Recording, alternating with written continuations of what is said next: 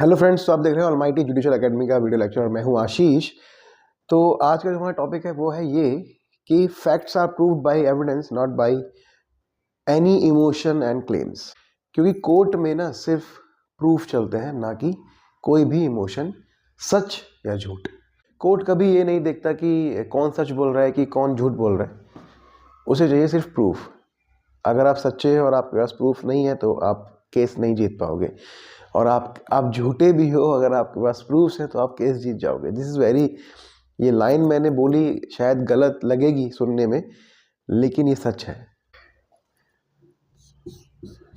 तो आज का जो टॉपिक है हमारा वो है एविडेंस एक्ट से, ठीक है, जिसको अब बोलते हैं साक्ष्य अधिनियम 2023।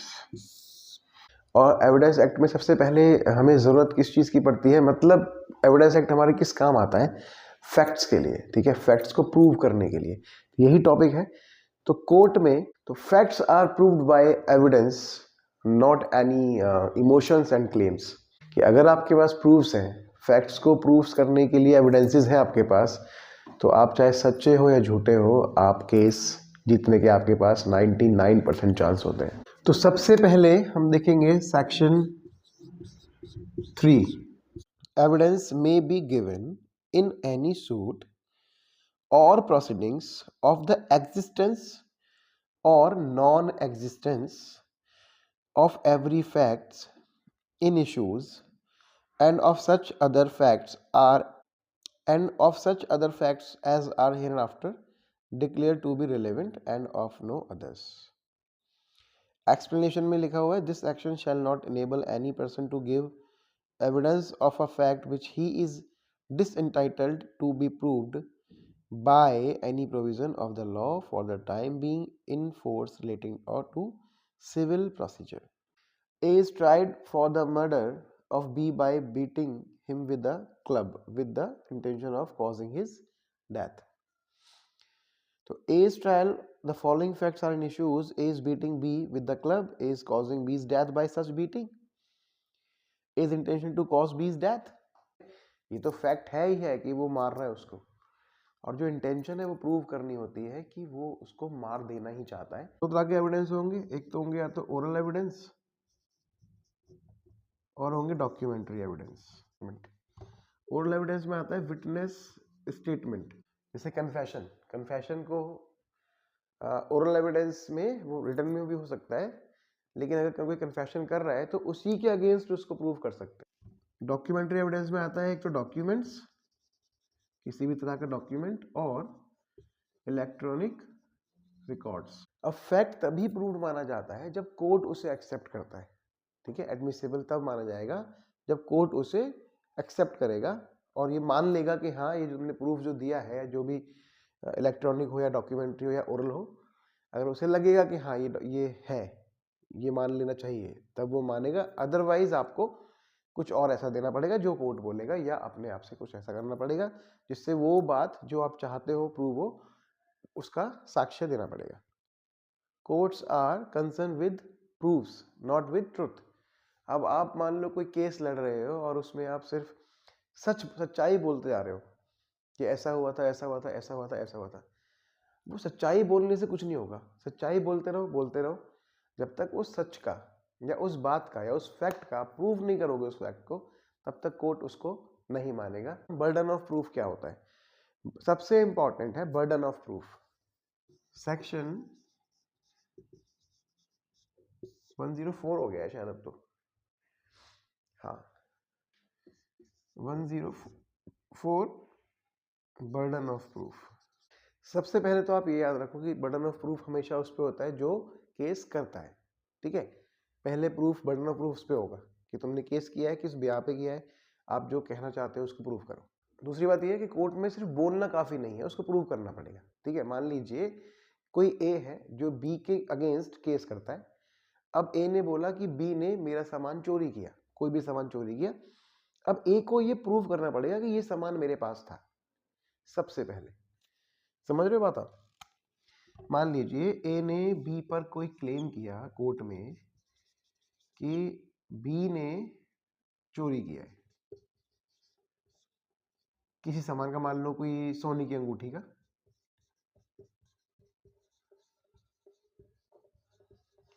तो अब सबसे पहले ए को ये प्रूव करना पड़ेगा कि सोने की अंगूठी मेरी थी, जो सोने की अंगूठी का मालिक था या जिसके कब्जे में थी वो ए था।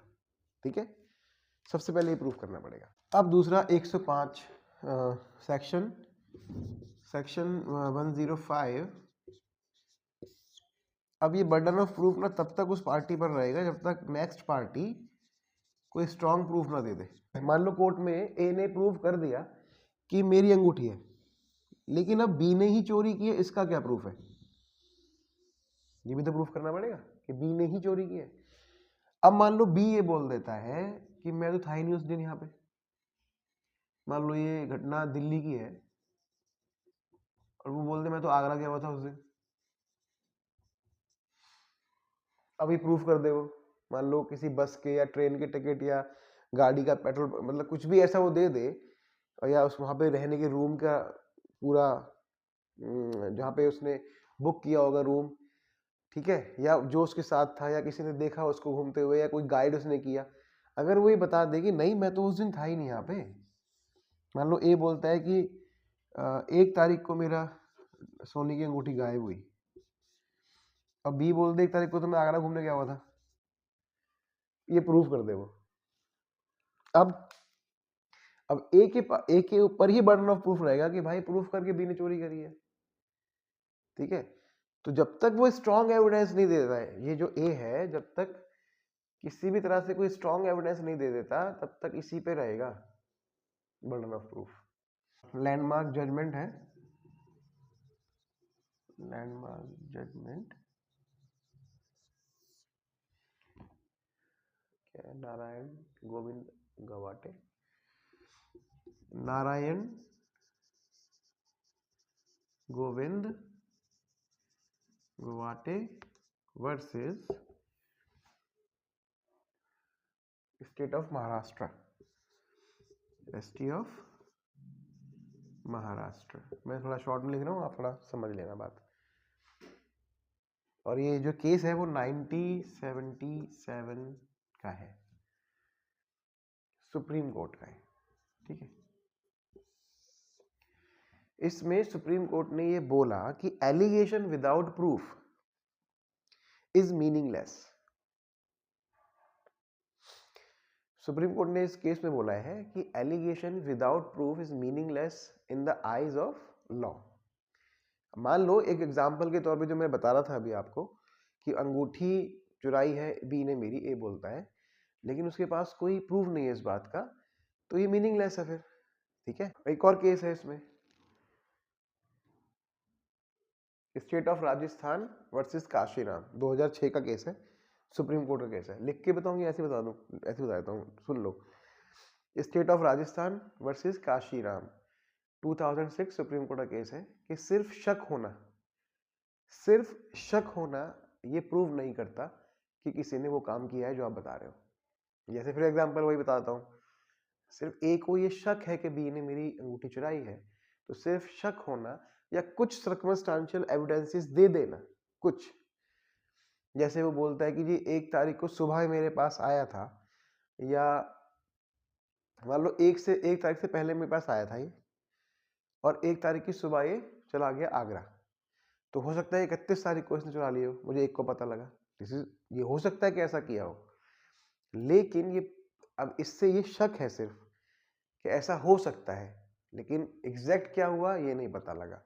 तो जब तक ये एग्जैक्ट नहीं प्रूव कर दोगे कि इसी ने ऐसा किया है, तब तक कोर्ट की नजरों में शक जो होता है वो प्रूवन नहीं होता है। अब एक और एविडेंस जो मैंने बताया था आपको, ओरल एविडेंस। ठीक है, अब ओरल एविडेंस जो होता है ना वो डायरेक्ट होना चाहिए, ना कि हेयर से। अब डायरेक्ट एविडेंस और हेयर से एविडेंस क्या होता है? डायरेक्ट एविडेंस होता है आपने अपनी आंखों से देखा है ना, हेयर से होता है कि आपने किसी से सुना, या किसी 2 लोगों की बात सुन के आप बता रहे हो कि मैंने सुना था ऐसा, वो बात कर रहे थे, या मुझे सी ने बताया कि बी ने चुराई, या ए ने बताया कि मेरी बी ने चुराई है तो मैं सी हूं इसलिए बता रहा हूं, हेयर से नहीं। अगर मान लो ए और बी, ए ने एलिगेशन लगाया बी पे कि मेरी अंगूठी चुराई है उसने, और कोई सी उस दिन वहां पे था जिसने देखा कि अंगूठी चुराई है, अगर वो सी ये बोल देता कि हाँ जी मैंने देखा है कि अंगूठी चुराई गई है, this is the direct evidence.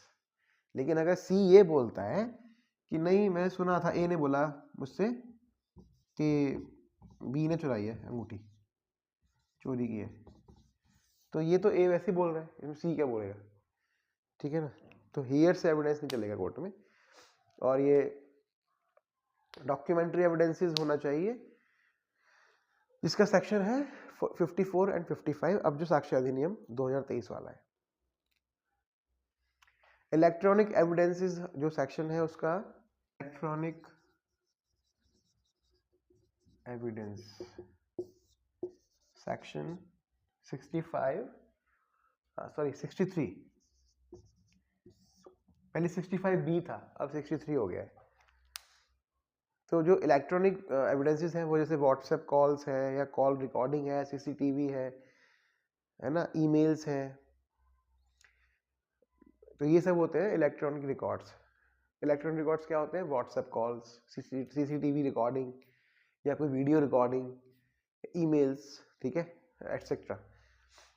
तो जैसे मान लो, अब वही एग्जांपल मैं बताता हूँ, मान लो कोई सीसीटीवी कैमरा लगा हुआ है ए के घर पे, जो बी को नहीं पता है, और उसने अंगूठी चुराई और सीसीटीवी कैमरा ने कैद मतलब उसमें कैच कर लिया। अब वो ये वीडियो दिखा देगा, देखो सर बी ने चोरी की है अभी। तो this is electronic records, this is direct evidence. इसमें भी एक केस है अन्नर पीवी वर्सेस बशीर, ये भी केस है 2014 का, जिसमें सुप्रीम कोर्ट का ही है, और इलेक्ट्रॉनिक रिकॉर्ड्स, इलेक्ट्रॉनिक एविडेंसेस के लिए सुप्रीम कोर्ट ने बोला कि जब तक ये सर्टिफाइड नहीं हो जाएगा कि ये जो रिकॉर्ड, जो इलेक्ट्रॉनिक एविडेंस है, ये सेम उसी चीज का है जो दी गई है। समझे बात को? जैसे अगर कोई मोबाइल में किसी ने वीडियो रिकॉर्ड किया, अब वो वीडियो है वो उसने शेयर कर दिया किसी और को, ठीक है। अब तो वैसे भी एआई और पता नहीं कौन कौन सी चीजें आ गई हैं जिसमें सब कुछ बदल सकते हैं। तो जब तक ये सर्टिफाइड ना हो जाए कि नहीं नहीं ये रियल वाला ही वीडियो है, फुटेज है, तब तक उसे मतलब एडमिसिबल नहीं माना जाएगा कोर्ट में। फिर से बताता हूँ एक बार, 63 में जो इलेक्ट्रॉनिक रिकॉर्ड्स है, इलेक्ट्रॉनिक एविडेंसेस हैं, सुप्रीम कोर्ट ने बोला जब तक ये सर्टिफाइड नहीं हो जाता कि हाँ ये वही सच रियल फुटेज है या रियल वीडियो है, तब तक वो कोर्ट में इनएडमिसिबल रहेगा। एक एग्जांपल देता हूँ अपनी तरफ से, जैसे कोई वीडियो रिकॉर्ड किया और वो हमने शेयर कर दिया कुछ लोगों में, और वो शेयरिंग वाला वीडियो हम दिखा रहे हैं फिर बाद में। अभी तो खैर ओरिजिनल को भी हम एआई से या पता नहीं किस किस चीज़ से एडिटिंग कर सकते हैं, लेकिन वही बात है कि कोर्ट अगर ये बोलता है कि जब तक ये प्रूव ना हो जाए कि यही जो फुटेज मैं दिखा रहा हूँ यही रियल है, या कुछ इलेक्ट्रॉनिक चीज़ें होती हैं जिससे वो प्रूव हो जाता है, जब तक वो सर्टिफाइड ना हो जाए तब तक वो इनएडमिसिबल रहेगा कोर्ट में। जैसे ही वो सर्टिफाइड हो जाएगा, एडमिसिबल मान लिया जाएगा और उसको प्रूफ मान लिया जाएगा। अब देखिए कोर्ट में क्या है, सच बोलना जो है ना वो मॉरल ड्यूटी है हमारी, है ना। देखो कोई भी, मैं हर सबसे, जो आप नई प्रैक्टिस करेंगे ना, मैं एक बात आपसे बोलूंगा, आपकी ये मॉरल ड्यूटी है कि आप कोर्ट में सच ही बोलें। जो लीगल ड्यूटी है वो सबूत देना है, ठीक है।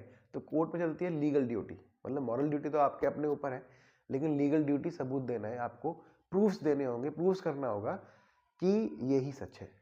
कोर्ट में ना जो जजेस बैठे होते हैं वो 90% उन्हें पता होता है कि सच मतलब कौन लोग कैसे हैं, क्योंकि वो बैठे हैं, वो जजेस है, वो जज है, उन्हें दुनिया देखी होती है, उन्होंने 50 और रोज के वो 100 या 150 केसेस हैंडल करते हैं ना, वो उन्हें वो एक वो आई हो जाती, एक ना कैचिंग पावर आ जाती है उनके अंदर, कि उन्हें ये समझ में आता है कि दो पार्टी में से एक्चुअल में कौन सही है और कौन गलत है।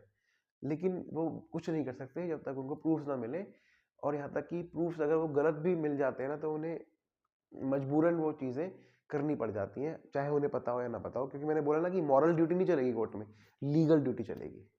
तो ये वीडियो मैंने बनाया था, ये जो वीडियो मैंने बनाया ना, वो मैंने आम जनता के लिए बनाया। मतलब ये वीडियो ऐसा है कि सिर्फ लॉ वाले स्टूडेंट सुनेंगे तही नहीं, तो भी तही मतलब सिर्फ लॉ वाले स्टूडेंट सुने अच्छी बात है, लेकिन कोई आम आदमी जो सुनेगा ना, जो लॉ में नहीं है, लॉ नहीं जानता है, उसको भी ये बिल्कुल सही सही समझ में आएगा कि मैं क्या कहना चाह रहा हूँ, और उसे समझ में आएगा कि लॉ क्या होता है, ठीक है, इसलिए मैं ये अवेयरनेस, मतलब मैं पढ़ाने के साथ साथ अवेयरनेस भी चाहता हूँ कि मैं बताऊँ उस आदमी को पता लगे कि लॉ क्या होता है। अनलिमिटेड पावर्स ऑफ पुलिस, कि क्या अनलिमिटेड पावर्स हैं पुलिस के पास, और इसके साथ हम डिस्कशन ये भी करेंगे कि सिटीजन्स के क्या लीगल राइट्स हैं पुलिस के सामने, और पुलिस की क्या राइट्स हैं और ड्यूटीज़ हैं पुलिस की, और क्या कोई सिटीज़न कुछ ऐसा भी कर सकता है जिससे जेल चला जाए, मतलब I mean, ऐसी छोटी गलती जिससे आदमी को जेल भी हो सकती है।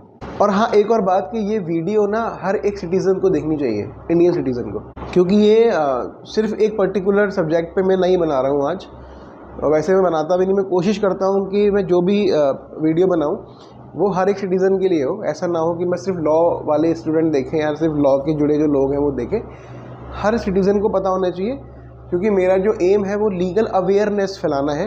नॉर्मल डेज़ में आप रहते हैं, आप कहीं जा रहे हो, कहीं से आ रहे हो, या कुछ टक्कर हो गई, एक्सीडेंट हो गया है, कुछ ऐसी कहीं जगह पे हो, आपको जब आपको समझ नहीं आता करना क्या है, या पुलिस ऐसा कुछ हो गया जहाँ पे पुलिस आ गई, तो वहाँ पे क्या करना है, आप डर जाते हो शायद। तो डरना नहीं है, डरते कब नहीं है, जब हमें राइट्स पता होते हैं।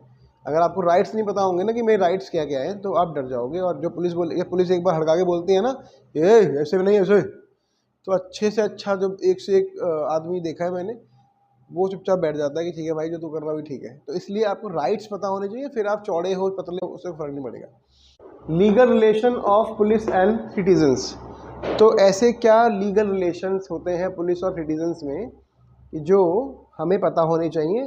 पहली बात ये कि सिटीजन्स हो, मतलब हम लोग हो या पुलिस हो, वो दोनों ही कानून के दायरे में काम कर सकते हैं, कानून से बाहर नहीं, है ना। कई बार क्या होता है कि हमें लगता है कि पता नहीं, इसे तो बहुत सारा कानून पता है पुलिस वालों को, और हमें तो कुछ पता होता नहीं है, तो वो जो कहते रहते हैं हम वो मानते रहते हैं, ठीक है, और वो इतना फंसा देते हैं आदमी को कि आदमी डर जाता है। तो पुलिस लॉ के ऊपर कभी नहीं होती, पुलिस भी कॉन्स्टिट्यूशन के दायरे में, कानून के दायरे में ही काम कर सकती है, उसके आगे या पीछे नहीं। अब आर्टिकल 21 बोलता है of Indian constitution, right to life and personal liberty. मतलब ये कि बिना लॉ के प्रोसेस के कोई भी व्यक्ति किसी भी व्यक्ति की राइट टू लाइफ या उसकी लिबर्टी नहीं छीन सकता है। मतलब पुलिस वाले, मतलब यहाँ बात तो पुलिस वालों की हो रही है, तो पुलिस वालों के लिए बोल रहा हूँ कि अगर पुलिस भी आर्टिकल 21 को नहीं छीन सकती जब तक कि वो लॉ का प्रोसेस में ना आ जाओ आप, ठीक है। ज़बरदस्ती कुछ नहीं हो सकता है। लॉ के चक्कर में फंस भी जाओ, मान लो कुछ आपसे कुछ छोटी मोटी चीज़ ऐसी हो जाए, वैसे मैं एग्जांपल के तौर पे बता देता हूँ, मान लो आपका मोबाइल खो जाए, वैसे मैं इस वाले टॉपिक पे भी आऊँगा, लेकिन मैं आपको फिर भी एक एग्जांपल दे देता हूँ। आपका मोबाइल खो जाए, आप अगर उसकी कंप्लेंट करवाने जाओ, तो एक बहुत छोटी सी बात बताता हूँ मैं, वो ना आपकी कंप्लेंट लेंगे नहीं। मान लो आपका फ़ोन कोई छीन के भाग गया, है ना, होते हैं ना स्नैचर्स, मोबाइल छीन के भाग जाते हैं। आप मान लो बात कर रहे हो, तो बात करते करते छीन के भाग जाते हैं, और आप पुलिस के पास जाओ, आप बोलो कंप्लेंट करो कि भाई मेरी कंप्लेंट लिख लो, मेरा फ़ोन छीन के भाग गया कोई, तो पता क्या करेंगे वो ये कंप्लेंट नहीं लिखेंगे कि कोई छीन के भाग गया है, वो क्या लिखेंगे कि मेरा फ़ोन खो गया, गिर गया कहीं, मुझसे खो गया मतलब मुझसे गिर गया। वो ये नहीं सोचे, वो ये नहीं कंप्लेंट कभी आपकी लेंगे कि कोई लेके भाग गया, क्योंकि उन्हें ढूंढना पड़ेगा ना, फिर उनको ढूंढना पड़ जाएगा। अगर वो लिख देंगे कि भाई कोई लेके भाग छीन के ले गया, अब कहीं गिर गया, ठीक है भाई, देख लेंगे जाके आप कहाँ कहाँ गए हो, हम जाके बता देंगे, नहीं ढूंढेंगे तो कौन पूछ रहा है उन्हें ना। तो इसलिए इस वाले, मान लो एक ये एग्जांपल देता हूँ, आपका फ़ोन छिन गया है, लेकिन वो अब कंप्लेंट नहीं ले रहे छिनने की, वो कह रहे हैं जी ऐसा लिख दो कि गिर गया आपका मोबाइल। तो आपके पास ये राइट है कि आप बोलोगे सर जो हुआ है ना मैं वही लिखूंगा, ठीक है, नहीं तो आप लिख के दे दो कि मैं तेरी कंप्लेंट नहीं लूँगा, जो एक्चुअली नहीं हुआ है। और आपके पास एक और ऑप्शन अब और भी होता है, ज़रूरी नहीं है कि आप पुलिस स्टेशन जाओ, आप ऑनलाइन भी एक FIR या कंप्लेंट लिख सकते हो, ठीक है। तो आप अगर आपका मोबाइल कभी कोई छीन ले, तो अब अच्छी बात क्या है कि ऑनलाइन कंप्लेंट भी हो सकती है उसकी, ऑनलाइन कंप्लेंट। ये छोटा सा एग्जांपल मैंने दिया आपको, बाकी बहुत सारे छोटे छोटे एग्जांपल और भी हो सकते हैं, अगर आप चाहो तो मेरे को कमेंट में पूछ सकते हो, ठीक है। अब देखो पुलिस आपको कब बुला सकती है, आपके मतलब पुलिस कब बुला सकती है, या तो इन्वेस्टिगेशन के लिए या कोई शक हो आपके ऊपर, पहली बात।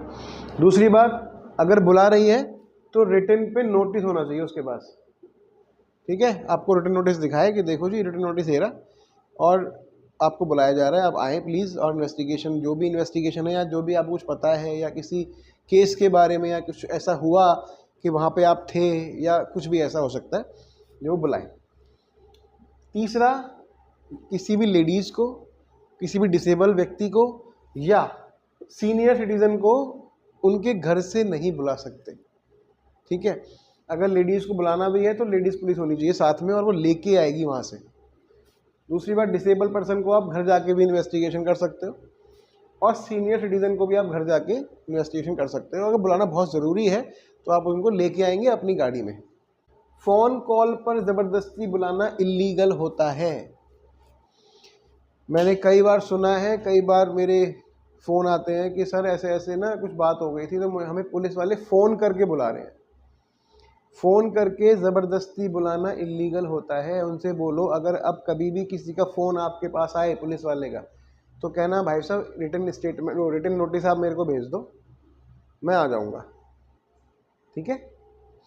लेकिन फ़ोन कॉल पे आप नहीं भी जाओगे तो वो कुछ आपका बिगाड़ नहीं पाएंगे, क्योंकि वो ये खुद ही नहीं कह पाएंगे कि हमने फ़ोन करके बुलाया था, क्योंकि वो इलीगल है, ठीक है। अब फोर्थ पार्ट इसका है कि अरेस्ट के टाइम राइट्स कौन कौन से हैं आपके पास। मान लो अब क्या होता है, मान लो आप चले गए और अब वो आपको अरेस्ट करने लगे अगर, तो पुलिस को आपको क्या क्या बताना पड़ेगा। एक तो सबसे पहले अरेस्ट का रीज़न बताना पड़ेगा कि आपको अरेस्ट क्यों किया जा रहा है।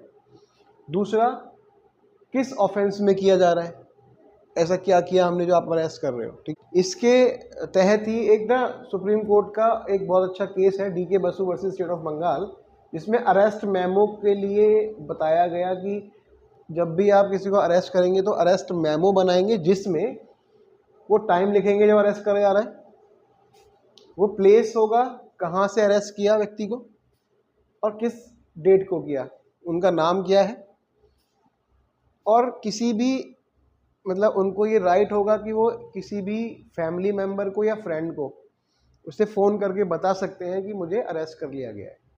लेडीज़ के स्पेशल राइट्स क्या क्या है। एक तो लेडी को नॉर्मल किसी भी नाइट में या मतलब सूरज ढलने से पहले, लेडीज़ को सूरज ढलने के बाद और सूर्य निकलने से पहले कभी अरेस्ट नहीं कर सकते, और अगर बहुत ज़रूरी है तो लेडीज़ पुलिस होनी चाहिए, ठीक है, लेडी पुलिस होनी चाहिए उसके लिए।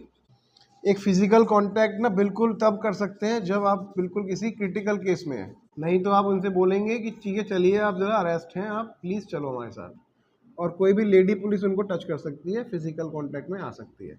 तीसरा, तो उसको अरेस्ट तब तक नहीं कर सकते जब तक कि आपको किसी केस की इन्वेस्टिगेशन का लास्ट ऑप्शन रह गया कि भाई अब उनको अरेस्ट किए बगैर या उनको बिना बुलाए बगैर इन्वेस्टिगेशन होना अधूरी रहेगी, नहीं तो नहीं हो पाएगी अगर नहीं बुलाया गया तो ये लास्ट ऑप्शन होना चाहिए। कभी कभी किसी केसेस में तो कोर्ट से परमिशन भी लेनी पड़ जाती है कि वो प्रेग्नेंट लेडी है, उनको हम इन्वेस्टिगेशन करना चाहते हैं तो क्या उनको हम ला सकते हैं, तो कोर्ट बोलेगा हाँ या ना, मतलब लेकिन दोनों केसेस हैं। अगर कोई कॉग्निजेबल केस है तो उसमें आप उनको ला सकते हो, लेकिन आपके पास वो रीज़न होना चाहिए कि सर बिल्कुल कुछ नहीं हो पा रहा था, तब जाके हम उनको लाए, ठीक है। तो प्रेग्नेंट लेडी को बिल्कुल लास्ट ऑप्शन है जो आप उसको ला सकते हो, नहीं तो उनके पास चले जाओ, घर चले जाओ, अगर कोई इन्वेस्टिगेशन करनी है, पूछताछ करनी है तो घर भी जा सकता है। मोबाइल चेक कर सकती हैं या नहीं कर सकती है, तो बिना कोर्ट की इजाज़त के पुलिस आपका फ़ोन चेक नहीं कर सकती, क्योंकि ये आपका प्राइवेसी का मामला होता है और प्राइवेसी फंडामेंटल राइट्स हैं आपके, ठीक है। अब कोई पुलिस वाला आपका फ़ोन छीन ले या फ़ोन लेके बोले ना पासवर्ड बता इसका, आप कहोगे नहीं मैं नहीं बताऊंगा पासवर्ड, भाई मेरा मन नहीं, मतलब मेरा फंडामेंटल राइट है, मेरी प्राइवेसी है, मेरी प्राइवेसी है, इसमें बहुत सारी चीज़ें हो सकती हैं जो आपको मुझे नहीं दिखानी, मैं तो आपको पासवर्ड नहीं बताऊंगा। अगर वो ज़बरदस्ती करते हैं तो आप इसकी कंप्लेंट भी कर सकते हो, या उनसे बोल सकते हो कि सर ठीक है मैं आपको बिल्कुल पासवर्ड खोल के दिखाऊंगा, आप मुझे कोर्ट का ऑर्डर ला के दे दें मैं बिल्कुल आपको फ़ोन पासवर्ड खोलूँगा, कोई दिक्कत नहीं है। अब पुलिस क्या नहीं कर सकती, वैसे अभी तक मैं यही बता रहा हूँ कि पुलिस क्या नहीं कर सकती, लेकिन एक बार स्पेसिफिकली बता देता हूँ कि पुलिस क्या नहीं कर सकती है। एक तो पुलिस फिजिकल टॉर्चर नहीं कर सकती, फिजिकली टॉर्चर। दूसरा, कोई थ्रेट नहीं दे सकती, अगर दी है तो आप कोर्ट में कंप्लेंट करो उसकी, है ना। कोई मतलब धमकी, कोई धमकी या कोई प्रेशर नहीं डाल सकती पुलिस। अगर अगर डालती है तो आप उसकी कंप्लेंट करो सीधा कोर्ट में। किसी ब्लैंक पेपर पे साइन नहीं ले सकती, इलीगली डिटेन नहीं कर सकती आपको, इलीगली डिटेन। अब इलीगल डिटेन होना क्या होता है, मोटा मोटा बता देता हूँ। मान लो आपको पुलिस ने बुलाया और वहीं बिठा के रख लिया कि अब तू जाएगा नहीं यहाँ से, यहीं रहेगा, जो हम कह रहे हैं वो करेगा। इसे कहते हैं इलीगली डिटेन करना, क्योंकि अगर अगर अरेस्ट कर रहे हो तो अरेस्ट मेमो बनाओ, और अगर आपने मुझे बुलाया है तो रिटन नोटिस बताओ, जो मैंने बताया था कि रिटन नोटिस दो आप, अगर मुझे किसी पूछताछ के लिए बुला रहे हो तो। ज़बरदस्ती यहाँ बैठा नहीं सकता कोई भी। तो आप उनसे बोल सकते हैं, अगर कोई ऐसा करता है आपके साथ कि सर देखो ज़बरदस्ती तो आप यहाँ बैठा नहीं सकते, या तो मेरा अरेस्ट मेमो बना दो या कोई रिटन नोटिस बना दो कि जी हमने इसलिए इसको यहाँ पे। और इसके अगेंस्ट आप क्या कर सकते हो, पहली बात, अगर कोई आपको मारा पीटी करता है तो आप मेडिकल एग्जामिनेशन कह के करवाओ अपना कि सर मेरा मेडिकल एग्जामिनेशन कराया जाए। दूसरा, आप मजिस्ट्रेट से कंप्लेंट कर सकते हो, मजिस्ट्रेट से कंप्लेंट करोगे तभी मेडिकल एग्जामिनेशन भी होगा, ठीक है। और ह्यूमन राइट्स में भी आप कंप्लेंट कर सकते हो। अगर पुलिस कोई राइट तोड़ दे अपना, तो उसमें आप क्या कर सकते हो, एक तो काम रहो, सबसे पहले ज़्यादा उछली मत करो। दूसरा क्या है कि एडवोकेट की मांग करो कि सर मुझे वकील चाहिए अपना, और जब जैसे ही वो कोर्ट में पेश करे आपको, तुरंत को कंप्लेंट कर दो जज से, मजिस्ट्रेट से कि सर ऐसे ऐसी बात है, ऐसे ऐसे किया इन्होंने मेरे साथ। तो पुलिस से डरना सोल्यूशन नहीं है, सोल्यूशन है लॉ सीखने का। अगर आप लॉ आपको आती होगी, आप अपने राइट्स को जानते हो, तो आप पुलिस से नहीं डरोगे। अगर आपको अपने राइट्स पता होते हैं तो फिर आधी प्रॉब्लम तो वैसे ही सॉल्व हो जाती है, और आधी आप राइट्स के बाद पता कर सकते हो, पूरी कर सकते हो। मेरा मतलब ये है कि मैं ये चाहता हूँ कि आप लोग भी जो लीगल इससे नहीं है, लीगल फील्ड से नहीं है, उनसे बाहर के हैं, जो रोज़ाना की ज़िंदगी में जिनको लॉ समझ नहीं आता या लॉ समझना नहीं चाहते या उन्हें कोई इंटरेस्ट नहीं है, मैं उनसे भी रिक्वेस्ट करूँगा कि आप अपने राइट्स को जानें, क्योंकि इस जीवन में, लाइफ में कभी कुछ बात ऐसी हो जाती है जो आपको पता होना चाहिए। कम से कम ये छोटी मोटी चीज़ें तो पता होनी चाहिए कि पुलिस वाले पकड़ लें तो क्या करना चाहिए, ठीक है। सोचिए आपके साथ क्राइम हुआ, पुलिस स्टेशन जाने के बाद आपसे बोला कि मैं एफआईआर नहीं लिखूंगा। किसने बोला? पुलिस ऑफिसर ने। तो आप क्या करेंगे? क्या बस यहीं बात खत्म हो जाती है? नहीं, बिल्कुल नहीं, यहाँ बात बिल्कुल खत्म नहीं होती है। तो आप देख रहे हैं ऑलमाइटी जुडिशियल एकेडमी का वीडियो लेक्चर, मैं हूँ आशीष। मैं आपको बताऊंगा आज कि अगर किसी के भी साथ कुछ ऐसा हो जाता है जिसके बाद आपको पुलिस स्टेशन जाना पड़ता है कोई कंप्लेंट या एफआईआर लिखवाने के लिए, और पुलिस ऑफिसर जो वहाँ बैठे हुए हैं, अगर वो ये मना कर देते हैं कि नहीं मैं आपकी एफआईआर या कंप्लेंट नहीं लूँगा या नहीं लिखूँगा, तब आपके पास क्या क्या राइट्स हैं। तो ये वीडियो लेक्चर है सबके लिए, मतलब हर उस इंसान के लिए जो भारत का नागरिक है। तो क्या क्या राइट्स हैं आपके पास? फर्स्ट, इंफॉर्मेशन रिपोर्ट, मतलब सबसे पहले दी जाने वाली जानकारी जो आपके साथ घटित हुआ है उसके लिए। अच्छा, एक बात और है कि एफआईआर तब होती है जब कोई कॉग्निजेबल ऑफेंस हुआ हो। कॉग्निजेबल ऑफेंस होता है non bailable offence. Cognizable offence का मतलब होता है कोई ऐसा क्राइम, कोई heinous crime. For an example, जैसे आपकी कोई चोरी हो गई, ठीक है, या आपको किडनैप कर लिया गया, या किसी का मर्डर देख लिया आपने, या किसी का रेप हुआ, थोड़े से बड़े क्राइम, किसी के यहाँ लूट हो गई, ठीक है, ये वाले क्राइम्स में एफआईआर होना ज़रूरी होता है क्योंकि ये एक कॉग्निजेबल ऑफेंस है, ठीक है। मैंने एग्जांपल दिया आपको, बाकी और भी चीज़ें हैं। अगर आपके साथ कुछ घटित हुआ हो और एफआईआर ना लिख रहे हो, कंप्लेंट ना लिख रहे हो, तो आप मेरे को कमेंट करके पूछ सकते हैं कि सर इस वाले क्राइम में क्या कंप्लेंट या एफआईआर हो सकती है या नहीं हो सकती, तो मैं आपको ज़रूर उसका आंसर दूंगा। अच्छा, कॉग्निजेबल ऑफेंस में जो पुलिस है वो विदाउट वारंट आपको, मतलब किसी को भी अरेस्ट कर सकती है। पुलिस एफआईआर लिखने से मना क्यों कर देती है ना? कई बार ऐसा होता है कि पुलिस एफआईआर लिखने से मना कर देती है, उसके पीछे भी एक रीज़न होता है। सबसे बड़ा रीज़न तो यह है कि पुलिस के पास ना वर्कलोड इतना होता है कि वो सोचते हैं कि यार एक और एफआईआर आ गई, अब इसका वर्कलोड और आ जाएगा, ठीक है। या पॉलिटिकल कोई प्रेशर होता है ऊपर से कि FIR नहीं लिखनी है, या केस वीक लगता है पुलिस को, अगर लगता है कि यार ये केस में दम नहीं है इतना FIR लिखने लायक, तब वो ऐसा कर सकते हैं। या किसी भी तरह से कॉम्प्रोमाइज़ करवाते हैं दो पार्टीज़ का, मान लो झगड़ा हो गया किसी का, सर्वर फोड़ दिया, जो भी, दोनों पार्टी पहुंच गई थाने और दोनों को कॉम्प्रोमाइज़ करा दिया। ये रीज़न हो सकते हैं, लेकिन लीगली FIR लिखने से मना नहीं कर सकते। ललिता कुमारी वर्सेस स्टेट ऑफ यूपी 2014 का एक सुप्रीम कोर्ट का जजमेंट है कि कॉग्निजेबल ऑफेंस का FIR लिखना बहुत ज़रूरी है, मतलब कॉग्निजेबल ऑफेंस का FIR लिखना ज़रूरी है।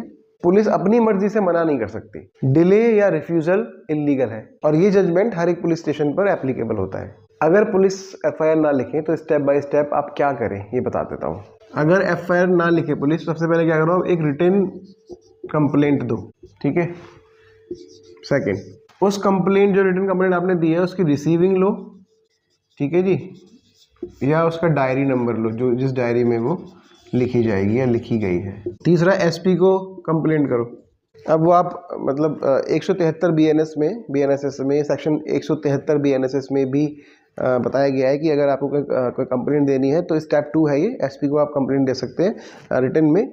आप उसे स्पीड पोस्ट से दे सकते हैं, ईमेल के द्वारा दे सकते हैं, या बाय हैंड भी पहुंचा सकते हैं, और उसके साथ कोई एविडेंस अटैच भी कर सकते हो। स्टेप 3, ये था स्टेप 1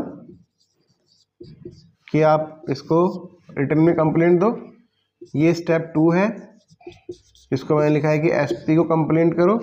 अब स्टेप 3 बता देता हूँ, आप मजिस्ट्रेट से सीधा कंप्लेंट कर सकते हो कोर्ट में, ठीक है। इसका सेक्शन है, पहले 156(3) था, मतलब सेक्शन 156 क्लॉज 3, 175 क्लॉज 4। इसके अंडर आप मजिस्ट्रेट से भी शिकायत कर सकते हैं और ये बता सकते हैं कि हमारे साथ क्या क्या हुआ, और पुलिस ने FIR नहीं लिखा तो मजिस्ट्रेट अपने ही उस कंप्लेंट के साथ इंक्वायरी या फिर FIR लिखने के लिए ऑर्डर कर सकते हैं पुलिस को। और अगर वो ऑर्डर नहीं करते हैं तो सीधा इंक्वायरी के लिए बोल सकते हैं कि पुलिस जाए इंक्वायरी करे। सबसे ज़्यादा पावरफुल जो रेमेडी है वो यही वाली है, मजिस्ट्रेट वाली, ठीक है, क्योंकि SP रिटन कंप्लेंट आप दोगे तो वो कह सकते हैं वो खुद ही FIR नहीं लिख रहे, तो रिटर्न वाला जो आप कंप्लेंट दोगे उसको रिसीविंग क्यों देंगे वो आपको, ठीक है ना, वो तो भाई एक ही बात होगी। फिर दूसरा, SP को आप कंप्लेंट करोगे तो हो सकता है कि उनकी आपस में वो बोल देंगे सर ऐसा ऐसा है, केस कुछ नहीं है, ये है वो है, छोड़ो। तो SP भी शायद, मतलब मैं ये नहीं कह रहा कि करेंगे नहीं, हो सकता है कि ना करें, लेकिन मजिस्ट्रेट के पास अगर आप जाएंगे तो फिर आपके पास 90%, आप ये मानो कि 90% आपका वो काम हो जाएगा। 10% सिर्फ वो इसलिए नहीं होगा क्योंकि अगर सच में ही आपका केस कोई ऐसा है कि इसमें ज़रूरत नहीं है FIR की, तो शायद ना हो। अच्छा, इसमें लेडीज़ के लिए भी एक स्पेशल राइट्स है कि आप रेप या सेक्सुअल हैरेसमेंट या DV मतलब डोमेस्टिक वायलेंस, तो इसमें क्या है कि FIR जो है वो वुमेन पुलिस ऑफिसर ही लिखती है ना। और 0 FIR का ऑप्शन भी आपके पास खुला होता है। मान लो कि आप किसी भी स्टेशन में, मतलब किसी भी पुलिस स्टेशन में जाके आप अपना FIR लिख सकते हो, चाहे आपका जुरिस्डिक्शन उसमें आता हो या ना आता हो।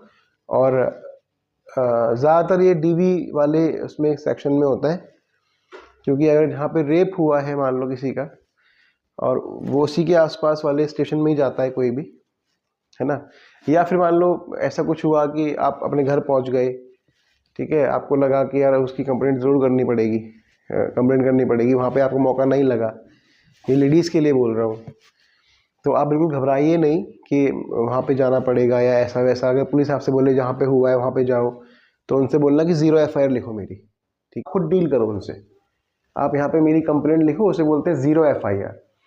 यही ऑनलाइन जो ऑनलाइन FIR होती है ना, उनमें भी होता है, जैसे कोई साइबर क्राइम होता है ना, या आपका मान लो फ़ोन मतलब फ़ोन चुर गया या फ़ोन खो गया, या छोटे छोटे और बहुत सारे क्राइम्स होते हैं जिसमें ऑनलाइन FIR भी हो सकती है, तो इसमें भी जुरिस्डिक्शन मैटर नहीं करता है। प्लीज़ शेयर कीजिए इन सब वीडियोस को। मैं चाहता हूँ कि आम आदमी के पास तक ये सब पहुँचे, कि उनको ये पता लगे या समझ आए या डरे ना वो इन चीज़ों से, कि FIR करना या कंप्लेंट करना बहुत ज़्यादा कठिन या डरने की बात नहीं है, आराम से हो सकता है। कोई ऐसी बात हो जो आपको समझ ना आ रही हो, या कोई भी ऐसी बात हो जो आप कमेंट में पूछ सकते हैं मुझसे, मैं आपको आंसर देने की पूरी कोशिश करूँगा, ठीक है।